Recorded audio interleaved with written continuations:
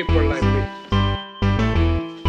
You need people like me so you can point your f***ing fingers and say, that's the bad guy. The undisputed super featherweight champion of the world, Alicia, the Baumgardner. That's the bad guy. That's the bad guy. That's the bad guy. That's the bad guy.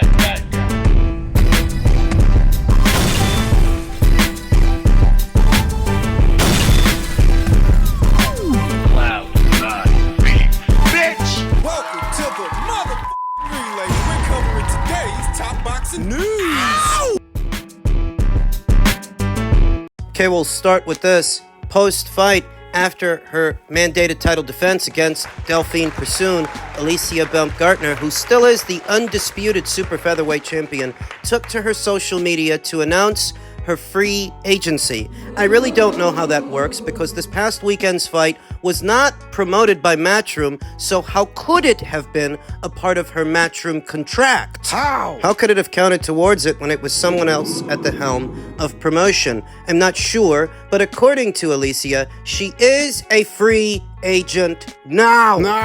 Ahead of this weekend's fight, she talked about a potential Clarissa Shields showdown. She said, I agreed to fight Clarissa at 147 pounds. She agreed to it. There's proof that she said this. Clarissa is at a stage of her life where she wants things to be easier for her. That's why she moved up to heavyweight. Good for her. We can fight at 147, like I stated. If she don't want it, she don't want it. Competitions is at the 130 to 147 range, and that's where I play, where I reign at. Right now, it doesn't make sense to go up to 154 pounds. You have to be smart about these things. Each time you move up a weight class. I'm not gonna jump into something if it doesn't make sense. So here's the thing.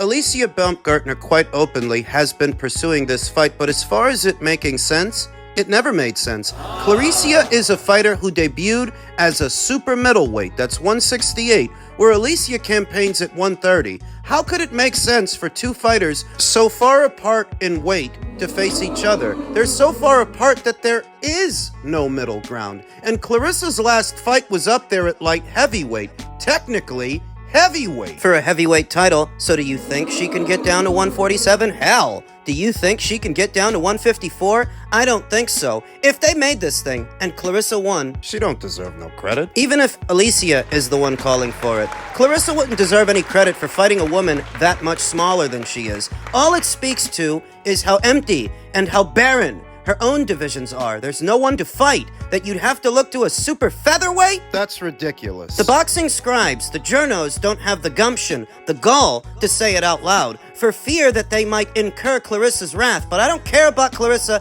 and I don't care about her fans. I don't care about her stands. That's ridiculous. But that is what Alicia Baumgardner talked about ahead of this weekend's fight. After it, she said in so many words that she wants the Taylor versus Serrano winner. Now that makes more sense. Makes for a bigger fight and bigger money. Because let's be honest, there's no goddamn money behind Clarissa Shields. None. There's just a lot of pretend fans saying a lot of pretend things online where everything is free. But these people don't show up where it counts. Online metrics can be deceiving. Online metrics are not all they're made out to be. The winner of Taylor versus Serrano, real fighters worth real money in real divisions. Got it? Manager Keith Connolly told Dan Raphael that Alicia Baumgardner had her last fight of her existing Matchroom deal on Saturday, and he'll meet with his friend Eddie Hearn in the next few weeks to discuss her future before talking to anyone else. Her orders were to get her a big fight, whichever direction they go in next. The problem. There's no guarantee she gets the winner of Taylor versus Serrano, whether it's Katie Taylor or Amanda Serrano. If Katie wins, she might stay up there at 140 and do a trilogy with Chantel Cameron. If Katie wins. If Katie loses, she might do a trilogy with Amanda, and it makes sense for them because there's more money in it for them. If Amanda wins, Serrano. There isn't really a lot left for Alicia at 130 pounds. I think she's fought all the big names that she can fight there. There are one or two interesting names at 135. So Terry Harper just became WBO champion there. What about a rematch? What about fighting her? What about fighting Jessica Kimura for Jessica's WBA title? It's a secondary version of the title, but it's conceivable that Jessica could soon be elevated to full WBA champion. And if she is, a fight between her and Alicia for the title would make a bit of sense. Beatrice Ferreira has the IBF. What about Beatrice? Well, the Beatrice Ferreira fight is an excellent fight for those aware of Beatrice Ferreira, but that's the problem. Not a lot of people are familiar with this fighter. She's very good, dangerous, a hot potato at the weight, and a fight between her and Alicia makes for a fantastic fight, but I don't know about a big one. A big fight? Not so much. And it's the same with Caroline Dubois, who's not a matchroom fighter, she's a boxer fighter.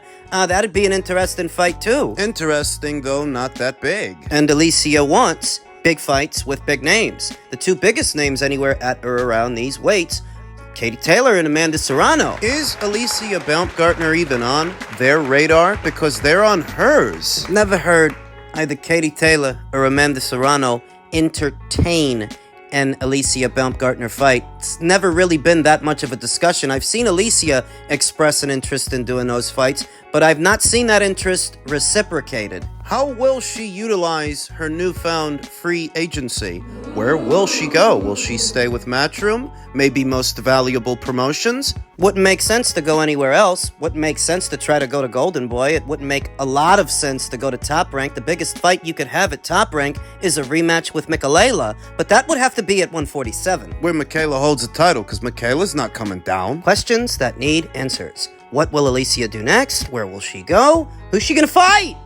Men's lightweight news per tweet from Michael Benson. Gervonta Davis versus Lamont Roach is set for December 14th. The WBA have now seemingly confirmed. The WBA have announced they've granted special permission for Roach to challenge Davis for his WBA lightweight world title while retaining his WBA super featherweight world title. Same thing they did with Hector Luis Garcia when he moved up. For Gervonta is the same thing they're doing now with Lamont Roach when he moves up. For Gervonta, I hear so many throwing around the word weight bully when it comes to other fighters, other guys, but not Gervonta, who seems to take special interest in fighting fighters that campaign at lower weights than he does, because he's been at lightweight for 5 years now. Why is he fighting so many super featherweights? Doesn't that make him a weight bully? Initial impressions for the match, if you go online, it's not looking good. People are not excited. Content creator, semi-popular one that goes by the name Two-Tone the Superstar. Said he's bringing a fire stick out for this one. Though in fairness, he rationalizes any and every reason to not pay for a pay-per-view. Doesn't matter whose it is, whether it's Gervonta Davis versus Lamont Roach. He's gonna steal it. Canelo Alvarez versus Edgar Berlanga. He's gonna steal it. Gervonta Davis versus Frank Martin. He's gonna steal it. Canelo Alvarez versus Jaime Munguia. He's gonna steal it. Even the undisputed title fight between Alexander Usyk and Tyson Fury. Two unbeaten fighters, two unbeaten champions, two unbeaten guys for all the marbles at heavyweight. He's gonna steal it. Going as far back as the Devin Haney versus Ryan Garcia fight in April of this year. He stole that too. And this is who the PBC is marketing these pay-per-views to. That if the same content creators that profiteer from the sport of boxing don't use the money they make to pour back into the sport, if they're not buying these fights, who is? Well, let's be honest. That guy doesn't buy anything. He rationalizes any reason to steal pay-per-views. Altruism aside, he's a better example of the American boxing fan and how the American boxing fan's mind works than either I or you. Admittedly, I did buy Gervonta Davis's last fight, not because he was fighting Frank Martin, but because of the co-main event, David Benavidez versus Alexander Vajdik. I bought the fight because I wanted to see how David would make out at light heavyweight. Apparently he didn't. Apparently, a lot of people didn't buy that card. A lot of people didn't buy that show. And I don't think a lot of people are going to buy this one, because if history is any indicator of things to come, and if what pay-per-views that content creator decides to steal are any indicator of things to come, then a lot of people ain't going to buy this one. You don't make no money off of illegal streams and people who fire stick your fight instead of buying it. It's getting harder and harder for Gervonta and the PBC to sell these pay-per-views. They may put a brave face on. Try to promote it as best as they can, try to sell it as best as they can, talk it up. If Two-Tone the Superstar, for example, has no intention of buying this pay-per-view. Him and the kind of audience that he caters to, if they're not buying it... I mean, I sure as hell ain't buying it. I'm not stealing it either. There's nothing on that card that I'm interested in seeing. Perhaps that is where I'm different from a lot of other people and a lot of other boxing fans. If there was something interesting on that show, then I'd just buy the goddamn show. I'm not going to wrestle with a laggy stream on a sketchy website and all of its Trojan worms, leaving yourself open for identity theft and computer viruses. Just to see Gervonta. No gracias. The rumor is that David Benavidez may be fighting in the co-main event of this show. He might be, and if he does, it could come against Jesse Hart. Do you think in December, when everybody's getting ready for the holidays and you're buying Christmas presents, you got all these other people to think about, I'm gonna fork over $80 to $90 to watch Gervonta fight Lamont Roach and David Benavidez fight Jesse Hart? So no for me, dog. And don't forget that a week later, just a week later, you're gonna get the Usyk versus Fury rematch that likely won't cost you $80 or $90. We know that Turkey LL Sheik announced he's greatly reduced the price of his box office fights, his Riyadh season shows. You're looking at a pay-per-view that might cost anywhere in between $15 to $20 as opposed to $80 to $90 for Gervonta's. That's more than 4 times as much money for a fight nobody's asking Gervonta Davis or David Benavidez to have. Are you kidding me? Scarcity of options does not justify the price point. Scarcity of options for Gervonta Davis in the lightweight division does not make the card appealing, attractive, or sellable. Just because you ran out of people to fight? Well, it's not that he ran out of options so much as some of them are not available right now. Not for that fight date, and let's be honest, those options were available before. In previous instances, he chose not to pursue them. If you're Johnny-come-lately... You snooze, you lose. Fighting another super featherweight. You're bringing up another guy from 130 up to 135. Guy everybody knows you're gonna knock out so that after you do it, your fans can act like it was up for grabs. They can act surprised. Gervonta can have a disproportionate victory lap like he just conquered Mount Everest. What are you so excited about? This is just another guy you're supposed to be able to beat. You're supposed to be able to knock him out. Like how the Harlem Globetrotters get out there, put on a show, playing the same team everybody knows they're gonna beat because it's all staged. That's how Gervonta Davis's fights feel. So why can't we fight Crawford? He did the same thing we did, but we did it before he did it. No, you didn't. You didn't become undisputed before Terence Crawford. Not that your son was ever undisputed, because he wasn't. You know, he could discuss that he's 2-time undisputed before my son because Josh Taylor didn't have all the belts. Your son was never undisputed anywhere. At 135, at 140. You're just drunk. But nobody beat Josh Taylor. To a lot of people, Jack Catterall beat Josh Taylor, and that was a year before your son fought him. You understand? So let's put these 2 men together, and my son at 154 will beat the shit out of him, and he knows that. Nobody believes that. Nobody believes you. You're a drunk. You're a clown. And the apple didn't fall far from the tree. What is it with these little guys barking up the wrong tree? I mean, what is it? What is it really? Why is Teofimo doing this? Why is Ryan? Ryan Garcia also chimed in about fighting Terence Crawford, saying, I would love to fight Crawford. I would literally beat the shit out of him. Have you fought anyone with one-punch knockout power? Who's he talking about, himself? I think. Ryan doesn't have one-punch knockout power. Crawford is overrated. I don't give a F. Crawford is boring and is not a draw. I would give him the biggest payday of his life. And he'd give you the biggest beating of yours. If you thought Gervonta Davis hurt you, if you thought Gervonta Davis knocked you out, Crawford puts you in the hospital. And the other crack baby, the other one, Teofimo Lopez, what do these 2 pochos have in common, besides being pochos? They both have idiot fathers, idiot dads who can't shut the hell up. Henry Garcia is an idiot, and Teofimo Lopez Sr., he's a drunk. You're an alcoholic and a substance abuser. Why don't you shut your mouth? How long have you been writing checks on your son's behalf that your son's ass can't cash? How long have you been doing that? He beats Crawford at 154. You couldn't stop Claggett at 140. Sandor Martin at 140. Jermaine Ortiz at 140. You got your ass handed to you by George Kambosos at 135. Nobody watching this video needs me to tell them that because we all saw it. We saw your son get embarrassed in a fight he was supposed to win easy. So why are we supposed to believe that he beats Crawford? What, because you fought Josh Taylor after a year layoff? And a knee injury or whatever he was coming from? It wasn't his knee, it was his foot. He had plantar fasciitis, and he had already arguably lost to Jack Catterall. Ask a Brit.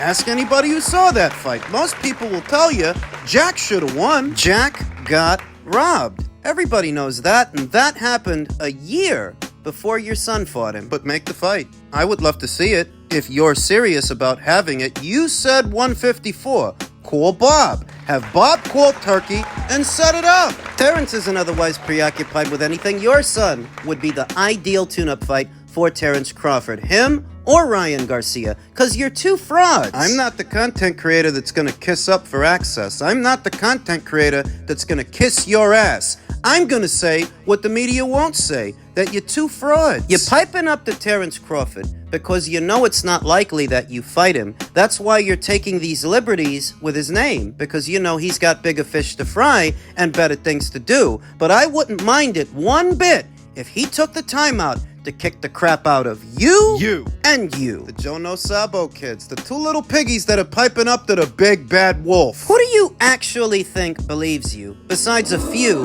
misguided idiots? I mean, seriously, who in their right mind would pick Teofimo Lopez, who couldn't pin down Jermaine Ortiz? The Sandor Martin. So what is it about the American boxing scene these days that is so devoid of common sense? Why does the American boxer insist on wasting people's time and insulting the audience's intelligence? I mean, seriously, this seems to happen almost exclusively in the American boxing scene. What is it? A microcosm for the state of the nation? The state of the youth? Do all these kids have brain rot?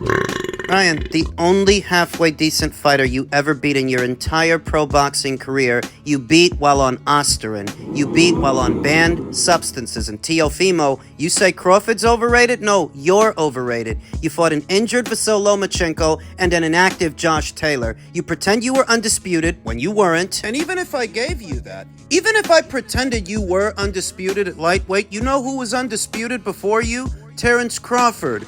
3 years before you fought Vasyl Lomachenko, he became undisputed at 140. You think you started that trend? Are you on drugs or are you just drunk like your father? What do you call a designated driver? Teofimo Lopez Sr. talks like he's the fighter, like he's the one's gonna do all the fighting. You're not a boxer. You never were. And you're not now. We can see you relish all the camera time you get to say all the stupid stuff you say while you're stealing your own son's thunder. You're really just trying to make it about yourself. Borracho. And Ryan, where to begin with Ryan? This train wreck. You're gonna crash out soon enough. As soon as you come back, that's as soon as it'll take for you to get beat again, because you're a fraud. You're not a good fighter. Perhaps a talented troll or social media influencer, but being a good fighter. You're not a good fighter. You're a pussy. And I ain't the content creator that's gonna kiss up to two scrubs like you.